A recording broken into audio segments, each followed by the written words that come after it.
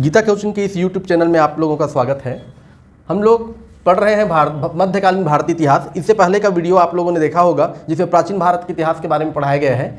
मध्यकालीन भारतीय इतिहास का ये पहला वीडियो है। मैं लगातार हर वीडियो में मध्यकालीन भारतीय इतिहास को हम लोग कंटिन्यू पढ़ेंगे।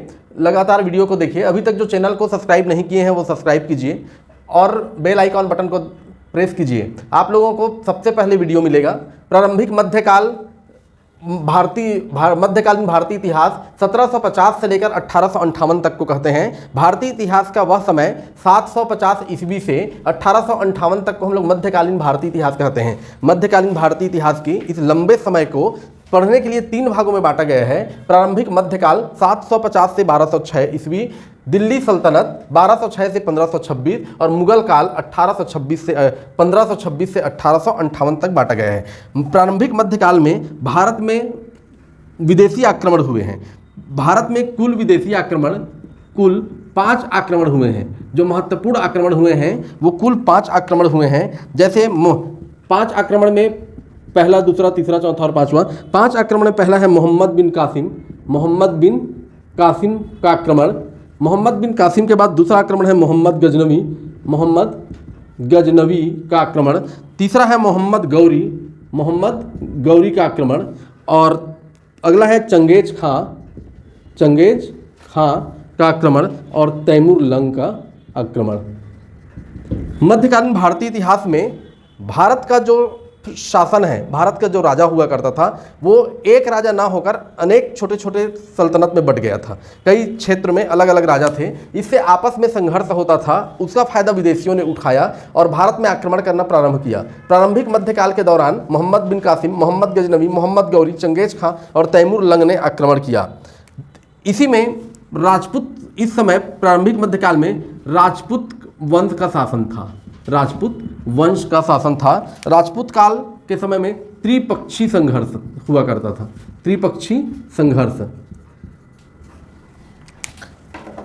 राजपूत शासन काल में त्रिपक्षीय संघर्ष में 3 जो शासन काल थे, 3 वंश जिनके बीच में संघर्ष हुआ करता था वो हैं प्रतिहार वंश, गुर्जर प्रतिहार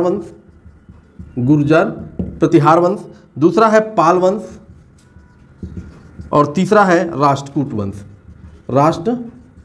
वंश। राजपूत शासन भारत में भारत के कई क्षेत्रों में अलग अलग राजपूत वंश का शासन था। एक तरफ था गुर्जर प्रतिहार वंश, दूसरा तरफ था पाल वंश और तीसरा था राष्ट्रकूट वंश। तीनों राजपूत वंश के बीच में आपस में संघर्ष चलता था। इस संघर्ष का फायदा उठाया विदेशी आक्रमणकारियों ने। मोहम्मद बिन कासिम, मोहम्मद गजनवी, मोहम्मद गौरी और चंगेज खां, तैमूर लंग का इसमें प्रमुख आक्रमणकारी हैं। राजपूत वंश जो त्रिपक्षीय संघर्ष में हिस्सेदार थे वो गुर्जर प्रतिहार वंश, पाल वंश और राष्ट्रकूट वंश हैं। इनके जो संस्थापक हैं, गुर्जर प्रतिहार वंश के संस्थापक हरिश्चंद्र, गोपाल, पाल वंश के गोपाल और राष्ट्रकूट वंश के दंती दुर्ग। इनके स्थान जो है वो कहाँ था? गुर्जर प्रतिहार वंश राजस्थान, पाल वंश बंगाल और राष्ट्रकूट वंश का है दक्कन। प्रारंभिक मध्यकाल जो 750 से 1206 तक चला है उसमें कुल 5 आक्रमणकारी हुए। उस समय हमारे देश में राजपूत वंश का शासन था। राजपूत वंश आपस में संघर्ष करते थे। प्रमुख राजपूत वंश में से 3 का उल्लेख है, गुर्जर प्रतिहार, पाल वंश और राष्ट्रकूट वंश। इनके संस्थापक हरिश्चंद्र, गोपाल और दंती दुर्ग हैं। इनका जो शासन का स्थान था वो राजस्थान, बंगाल और दक्कन है। 3 राजपूत वंश के अलावा हमारे देश में और कई जगहों पर छोटे छोटे क्षेत्रों में राजपूत वंश का शासन था। प्रारंभिक मध्यकालीन भारतीय इतिहास में प्रमुख राजपूत वंश का प्रमुख राजवंश और उनके संस्थापक को एग्जाम में पूछता है। प्रमुख राजवंश और उनके संस्थापक जैसे गुर्जर प्रतिहार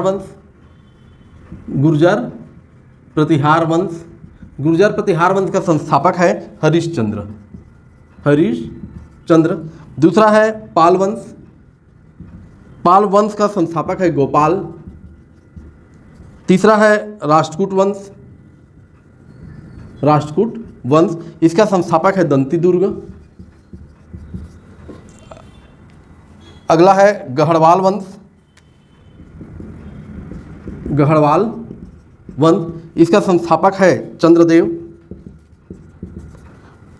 सेन वंश, इसका संस्थापक है विजय सेन। परमार वंश, परमार वंश का संस्थापक है सियाक हर्ष। अगला है चौहान वंश, चौहान वंश, चौहान वंश का संस्थापक है वासुदेव। अगला है हिंदू शाही वंश, हिंदू शाही वंश, हिंदू शाही वंश का संस्थापक है कल्लर। अगला है चंदेल वंश, चंदेल वंश, इसके संस्थापक है नन्नुक। उत्पल वंश, उत्पल वंश, इसके संस्थापक है अवंती वर्मन, अवंती वर्मन। अगला है कारकोट वंश, इसके संस्थापक हैं दुर्लभ वर्धन, दुर्लभ वर्धन, ये कश्मीर के शासक थे। लोहार वंश, लोहार वंश, संग्राम राज, संग्राम राज। प्रारंभिक मध्यकालीन भारतीय इतिहास में 750 से 1206 के समय में भारत के अलग अलग क्षेत्रों में जो राजपूत वंश हुए हैं वो राजपूत वंश और उनके संस्थापक के नाम हैं। आगे हम अगले वीडियो में एक एक वंश के प्रमुख शासक के बारे में पढ़ेंगे। अभी फिलहाल प्रमुख राजपूत वंश और उनके संस्थापक को याद रखिएगा, क्योंकि एग्जाम में बेसिक ऐसा ही क्वेश्चन आ जाता है कि इस वंश के संस्थापक कौन हैं। अगला है हमारा दिल्ली सल्तनत। दिल्ली सल्तनत 1206 से 1526 तक के शासनकाल को कहते हैं। इस समय के शासकों को सुल्तान कहा जाता था। दिल्ली सल्तनत के शासकों को सुल्तान कहा जाता था। इस समय कुल 5 वंश हुए, कुल 5 वंश। दिल्ली सल्तनत में कुल 5 वंश हुए। पहला है गुलाम वंश, पहला है गुलाम वंश। दूसरा है खिलजी वंश। तीसरा है तुगलक वंश। अगला है सैयद वंश और अगला है लोधी वंश, लोधी वंश। ये कुल 5 वंश हैं जो कि दिल्ली सल्तनत के समय में प्रमुख शासन थे। गुलाम वंश का शासनकाल 1206 से 1290 तक। खिलजी वंश का 1290 से 1320, 1290 से 1320।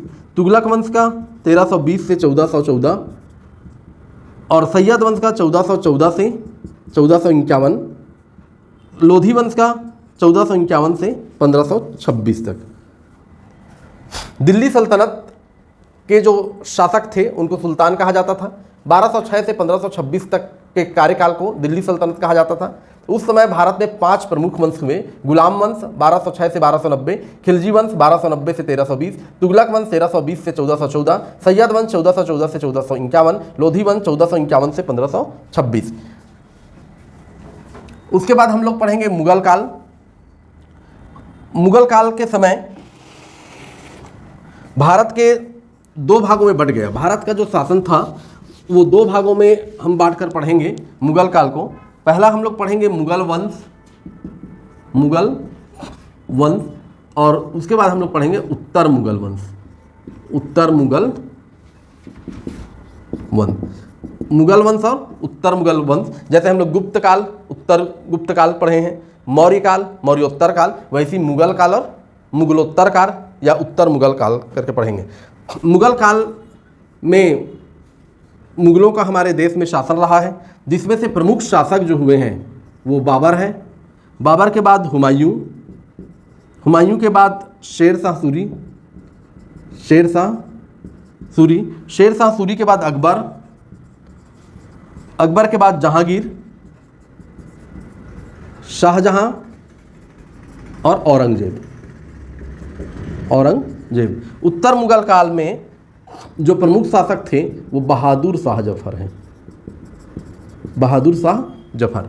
मुगल काल 1226 से हमारे देश में 1858 तक रहा। मुगल काल को दो भागों में बांटकर पढ़ेंगे, मुगल काल और उत्तर मुगल काल। मुगल काल के समय में हमारे देश में प्रमुख शासक बाबर, हुमायूं, शेरशाह सूरी, अकबर, जहांगीर, शाहजहां और औरंगजेब थे। उत्तर मुगल काल में प्रमुख शासक जो थे वो बहादुर शाह जफर का नाम आता है। ये पूरे आउटलाइन हमने बताया कि प्रारंभिक मध्यकाल में कौन कौन से प्रमुख बातें हैं, दिल्ली सल्तनत में कौन कौन से प्रमुख बातें हैं और मुगल काल में कौन कौन से प्रमुख बातें हैं। अब हम लोग अच्छे से पढ़ना शुरू करेंगे। प्रारंभिक मध्यकाल 750 से 1206 को पढ़ेंगे, जिसमें प्रमुख आक्रमणकारी का नाम मोहम्मद बिन कासिम, मोहम्मद बिन कासिम इसके प्रमुख आक्रमणकारी हैं। मोहम्मद बिन कासिम के बारे में जो एग्जाम में क्वेश्चन आ सकता है वो क्या क्या है, इनके बारे में एक दो कंटेंट को पढ़ेंगे। मोहम्मद बिन कासिम ये अरबी आक्रमणकारी थे। कहाँ के थे ये? अरब के थे, अरबी आक्रमणकारी, अरब के आक्रमणकारी थे, अरबी आक्रमणकारी थे। इन्होंने सिंध पर आक्रमण किया। भारत के किस क्षेत्र पर आक्रमण किया है? सिंध पर आक्रमण किया। इनके समय में चचनामा, इनके समय का चचनामा पुस्तक के लेखक अली अहमद अरबों का सिंध विजय का वर्णन मिलता है। चचनामा पुस्तक है जो अली अहमद ने लिखा है, अरबों का सिंध पर विजय। अरब के जो आक्रमणकारी थे उनका सिंध पर विजय का वर्णन हमें कहाँ मिलता है? चचनामा साहित्य में मिलता है। ये दो क्वेश्चन आप याद रखिएगा। मोहम्मद बिन कासिम किधर के थे? अरब आक्रमणकारी थे। मोहम्मद बिन कासिम के बारे में जो उल्लेख मिलता है वो अली अहमद के द्वारा लिखा गया पुस्तक अरबों का सिंध विजय चचनामा में, इतिहास में इसका उल्लेख मिलता है। दूसरा आक्रमणकारी है हमारा मोहम्मद गजनवी। मोहम्मद गजनवी के बारे में एग्जाम में क्या आ सकता है? ये तुर्क के आक्रमणकारी थे, तुर्क के आक्रमणकारी थे। ये भारत में 17 बार आक्रमण किया था। मोहम्मद गजनवी के बारे में एग्जाम में आता है, भारत में 17 बार आक्रमण किया। इनका उद्देश्य संपत्ति लूटना था, सत्ता स्थापित करना नहीं, बल्कि इनका उद्देश्य क्या था? संपत्ति लूटना था। सोमनाथ मंदिर को लूटा है, गुजरात के सोमनाथ मंदिर को लूटा है। सोमनाथ मंदिर कहाँ है? गुजरात के सौराष्ट्र में स्थित है। यह 12 ज्योतिर्लिंग में से एक है, 12 ज्योतिर्लिंग में से एक है। मोहम्मद गजनवी के साथ एक अरब का लेखक आया था, अल बरूनी एग्जाम की दृष्टि से इंपॉर्टेंट है। मोहम्मद गजनवी के साथ में जब भारत में आक्रमण किया तो भारत में जब आक्रमण किया तो भारत में 17 बार आक्रमण किया है। भारत के इनके आक्रमण के समय में इनके साथ जो आया है अल बरूनी आया था, जिन्होंने किताब लिखी है तहकीर ए हिंद नाम की किताब लिखी है। किताबुल हिंद नाम की किताब लिखी है। भारत की खोज नाम की किताब लिखी है। किताबुल रेहला। इन पुस्तकों के माध्यम से मोहम्मद गजनवी के आक्रमण के समय से भारत में महत्वपूर्ण घटना जो है वो हमको मिलता है। मोहम्मद गजनवी के साथ में एक विद्वान लेखक आया था, अल बरूनी।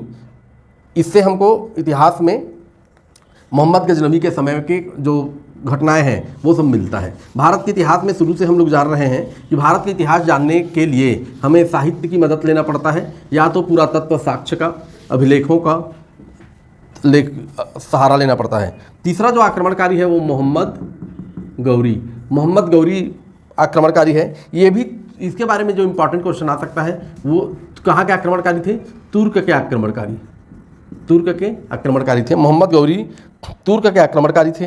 भारत में सत्ता स्थापित करना इनका उद्देश्य था। पहले मोहम्मद गजनवी का उद्देश्य क्या था? संपत्ति लूटना, और इनका उद्देश्य क्या था? सत्ता स्थापित करना इनका उद्देश्य था। मोहम्मद गौरी भारत में मुस्लिम साम्राज्य स्थापित करना चाहते थे। एक और इनके बारे में जो इम्पॉर्टेंट बात है, मोहम्मद गौरी क्या करना चाहते थे? भारत में मुस्लिम साम्राज्य स्थापित करना चाहते थे। 1175 से लेकर 1206 के समय में गुजरात में शासक थे भीम द्वितीय।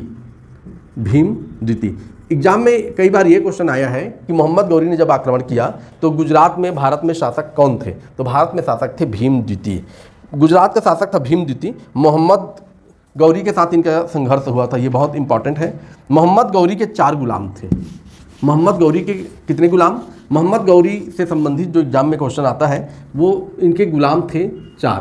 पहला है एल्दोज, दूसरा है कुबाचा, एल्दोज के बाद कुबाचा और एबक, और चौथा है बख्तियार। मोहम्मद गौरी के 4 गुलाम थे, एल्दोज, कुबाचा, एबक और बख्तियार। मोहम्मद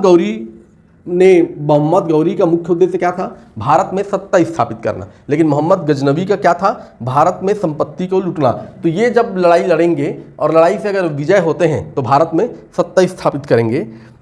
मोहम्मद गौरी के प्रमुख युद्ध के बारे में एग्जाम में आता है। मोहम्मद गौरी ने युद्ध लड़ा है तराइन का प्रथम युद्ध किनके बीच में लड़ा? मोहम्मद गौरी और पृथ्वीराज चौहान के बीच में लड़ाई हुई है। ये पृथ्वीराज चौहान को मैं राइट लगा रहा हूँ। इसका मतलब ये हुआ है कि तराइन के युद्ध में कौन जीता? पृथ्वीराज चौहान जीता है। तराइन के प्रथम युद्ध मोहम्मद गौरी और पृथ्वीराज चौहान के बीच में हुआ। जीत किसकी हुई? पृथ्वीराज चौहान की हुई है। ये लड़ाई लड़ी है 1191 में। मोहम्मद गौरी फिर से दोबारा तैयारी के साथ आएगा तराइन का द्वितीय युद्ध में कौन है? मोहम्मद गौरी है और मोहम्मद गौरी के साथ में फिर से पृथ्वीराज चौहान। इस बार कौन जीत रहे हैं? मोहम्मद गौरी जीतेंगे। ये युद्ध हुआ है 1192 में। अगला है चंदावर का युद्ध जो मोहम्मद गौरी ने लड़ी है। चंदावर का युद्ध मोहम्मद गौरी ने लड़ा। कौन था इसमें? एक तो मोहम्मद गौरी ही रहेंगे और दूसरा है जय सिंह। मोहम्मद गौरी वर्सेस जय सिंह। किसकी जीत हुई है? मोहम्मद गौरी की जीत हुई है। ये हुआ है 1194 में, 1194 में हुआ है। कहा जाता है कि जय सिंह की हार के बाद मोहम्मद गौरी ने अपना सत्ता स्थापित किया है और राजपूत वंश का समाप्ति हुआ है। मोहम्मद गौरी के प्रतिनिधि कुतुबुद्दीन ऐबक इनका एक गुलाम था। मोहम्मद गौरी ने भारत में अपनी सत्ता स्थापित ऐबक के माध्यम से किया है। मोहम्मद गौरी के प्रतिनिधि कुतुबुद्दीन ऐबक को दिल्ली का शासन सौंपकर मोहम्मद गौरी चले गए, ऐसा इतिहास में कहा जाता है। अब जो है मोहम्मद गौरी के जाने के बाद कुतुबुद्दीन ऐबक का गुलाम वंश प्रारंभ होगा।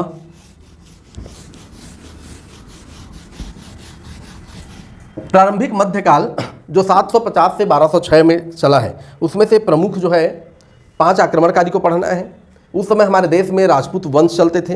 3 राजपूत वंश प्रमुख थे जिनके बीच में आपस में संघर्ष चलता था। इसके अलावा भारत के अलग अलग क्षेत्र में और अन्य राजपूत शासक थे जिसके राजपूत वंश और उसके संस्थापक का आपको नाम याद रखना है। उसके बाद अब हम लोग राजपूत वंश को लाइन से पढ़ना चालू करेंगे। अगली वीडियो में हम लोग पढ़ेंगे कि 750 से 1200 के बीच में मध्यकालीन भारतीय इतिहास में प्रतिहार वंश, परमार वंश, चालुक्य वंश, चौहान वंश के बीच में त्रिपक्षीय संघर्ष के बारे में हम लोग पढ़ेंगे। त्रिपक्षीय संघर्ष के समय राजपूत वंश का क्या चलता था? त्रिपक्षीय संघर्ष में राजपूत वंश और उनके प्रतिनिधित्व को एग्जाम में पूछता है। जैसे कि गुर्जर प्रतिहार वंश,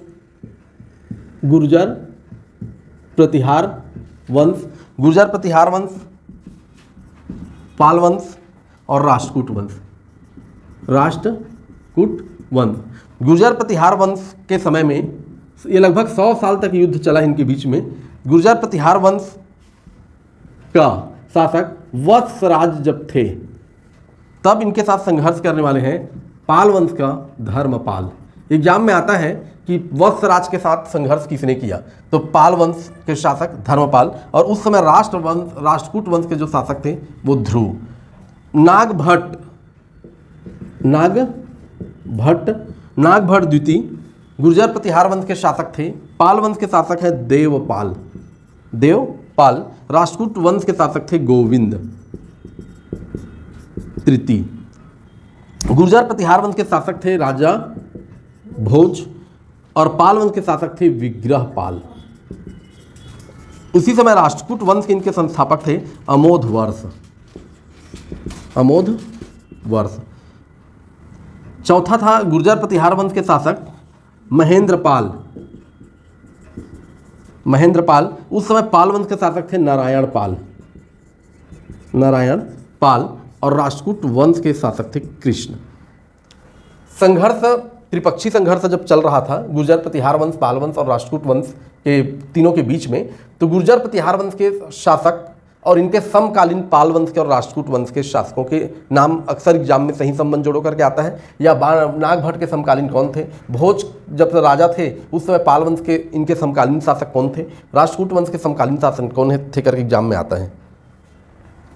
अगली वीडियो में अब हम लोग राजपूत वंश जो हुए हैं, मैंने अभी बताया कि कितने राजपूत वंश प्रमुख हैं, उनके संस्थापक कौन कौन से हैं, तो एक एक राजपूत वंश को हम लोग डिटेल में पढ़ेंगे।